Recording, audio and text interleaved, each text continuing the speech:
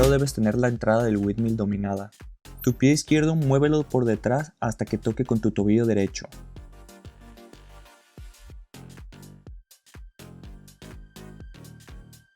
Prepara, cruzas y bajas a tu espalda. Ahí te va despacito por si no alcanzaste a ver bien. Las rodillas no tienen que estar juntas, sepáralas. Sepáralas y los brazos en esta posición. Tu espalda baja no debe tocar el suelo, levanta tu cadera en esta posición. Lleva tus rodillas al pecho y rebota, y al mismo tiempo trata de llevar tu pecho hacia las rodillas. Todo junto se tiene que ver algo así.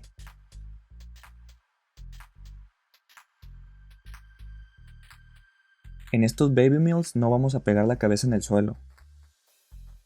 ¿Cómo se mueven los brazos? Codazo, puñetazo. Así de simple. Codo, puño.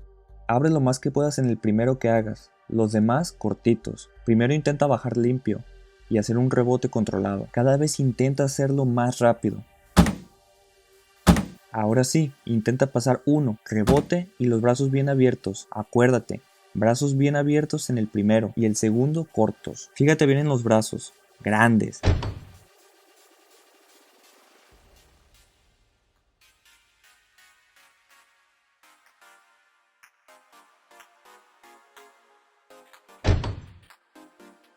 Rodillas al pecho, rebotas, pecho hacia adelante y ahí es cuando mueves los brazos. Ahí te van otros ejemplos de cómo lo puedes hacer de windmill, flare o un footwork.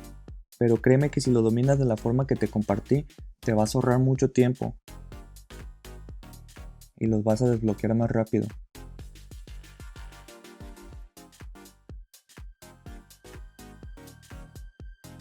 Esta es la manera en la que yo hago los baby mills. Ahí nos vemos.